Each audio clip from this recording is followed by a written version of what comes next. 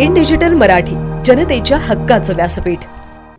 राज्यातील 29 महानगरपालिकांच्या सार्वत्रिक निवडणुकीसाठी मतदार यादी तयार करण्याचा कार्यक्रम राज्य निवडणूक आयोगाने जाहीर केला होता। 1 जुलै 2025 ही मतदार यादी या निवडणुकीसाठी ग्राह्य धरण्याची तारीख निश्चित करण्यात आली होती। मात्र उल्हासनगर महापालिकेत मतदार यादीत घोळ झाल्याचं समोर आलं आहे। काल राज्य निवडणूक आयोगाने राज्यातील सर्व 29 महानगरपालिकेचा प्रारूप मतदार याद्या जाहीर केल्या। त्यानुसार उल्हासनगर महापालिकेची मतदार यादीही जाहीर झाली। मात्र या यादीत मनसे नेते सचिन कदम यांनी गंभीर अनियमितता शोधून काढली आहे।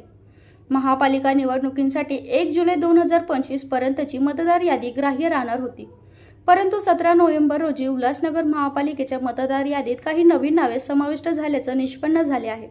17 नोव्हेंबर ते 21 नोव्हेंबर या कालावधीत एकूण 64 नवे मतदार यादीत सामावले गेले आहेत। 1 जुलै पर्यंतची यादी ग्राह्य असताना 17 नोव्हेंबर रोजी अर्ज करणाऱ्या व्यक्तीलाही मतदार यादीत समाविष्ट करण्यात आल्याचा मुद्दा पुढे आला आहे। विशेष म्हणजे 17 तारखेला अर्ज केल्यानंतर 18 तारखेला BLOची नियुक्ती झाली आणि त्याच दिवशी अर्ज तातडीने व्हेरीफाय केल्याची माहिती मिळते।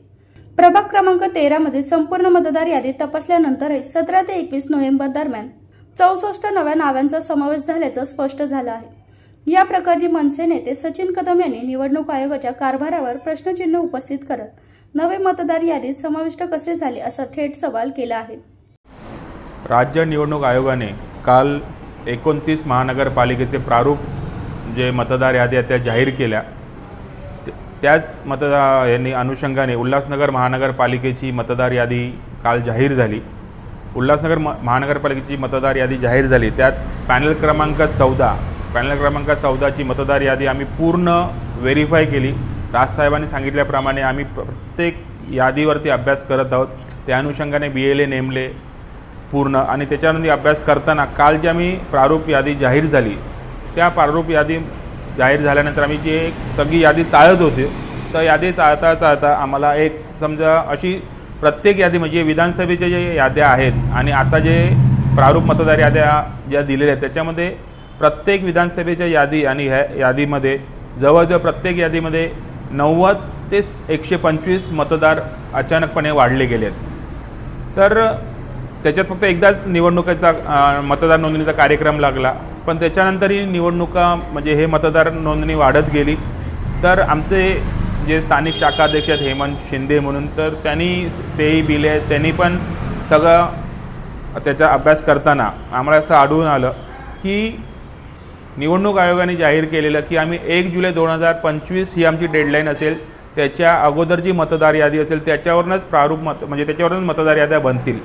पण 17/11/2025 म्हणजे परवाची 17 तारीख, तर 17 तारखेला एकाने ऑनलाईन अप्लाय केलं। तर ते अप्लाय केल्यानंतर त्याचं नाव ह्या निवडणूक यादीमध्ये आलेलं आहे आणि ह्या प्रारूप मतदार यादीमध्ये त्याचं नाव 1066 ह्या अनुक्रमांकावरती त्याचं नाव आहे आणि उल्हासनगर महानगरपालिकेच्या प्रारूप मतदार यादीमध्ये 15,682 नंबरवरती त्याचं नाव आहे। हे झालं 17 तारखेचं, पण ह्या यादीचा शेवटचा नंबर आहे 1130, म्हणजे जवळपास 17 तारखेला ज्यांनी केलं त्याच्यानंतर ही 64 नावं या यादीमध्ये वाढली गेली। राज्य निवडणूक आयोग काय सांगतो की ह्याचा ॲक्सेस आमच्याकडे नाही, इलेक्शन कमिशन ऑफ इंडियाकडे ॲक्सेस आहे। जर इलेक्शन कमिशन ऑफ इंडिया बोलते की आम्हाला पुरावा द्या, हा सर्वात मोठा पुरावा आहे। जर तुमची डेडलाईन 1 जुलै 2025 होती, तर 17 तारखेलाही ज्यांनी ऑनलाईन ॲप्लिकेशन केलं त्याचं नाव या मतदार यादीत आलं कसं? आणि 17 तारखेत त्यांनी ऑनलाईन केल्यानंतर ही 64 नावं अजून एक्स्ट्रा ॲड झाली आहेत। ही फक्त एकच मतदार यादी आहे, त्याच्यामध्ये एवढी नावाची तफावत आहे आणि हा फक्त एकाच प्रभागामधला आम्ही फक्त तुम्हाला दाखवतोय। अशी पूर्ण उल्हासनगर महानगरपालिका आहे आणि जवळजवळ पूर्ण 29 महानगरपालिका आहेत, त्याच्यामध्ये असाही घोळ झाला असेल आमचं असं ठाम मत आहे।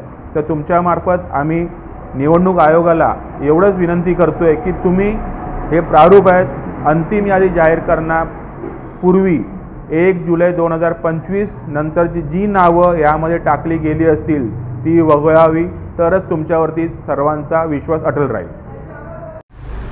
1 जुलै 2025 ही जर डेडलाईन होती निवडणूक आयोगाची मतदार यादी ग्राह्य धरण्याची, तर 17 नोव्हेंबर 2025ला ज्यांनी नाव टाकलं, जे आमच्या समोर आहे, तुमच्या समोर आहे, ते नाव ॲड झालंच कसं? आणि त्या प्रिंटआउटवरती खाली दिलेलं आहे की BLO अपॉइंटेड आणि BLO व्हेरीफाईड, म्हणजे 18 तारखेला BLOनी हे व्हेरीफाय केलंच कसं? म्हणजे हा किती मोठा घोळ आहे. जर तुम्ही सांगताय की बाबा 1 जुलै आमची डेडलाईन आहे आणि 17 तारखेची पण नावं तुम्ही घेता आणि ह्या आमच्याकडे जो प्रूफ आहे त्याच्यानंतरही पुढची 64 नावं पण याच्यात टाकली गेली आहे. मग किती मोठा घोळ आहे. कुठे ही नावं तुम्हाला अचानकपणे कशी काय आठवली की नावं ॲड करायची आहेत? हा खूप मोठा घोळ आहे निवडणूक आयोगाचा.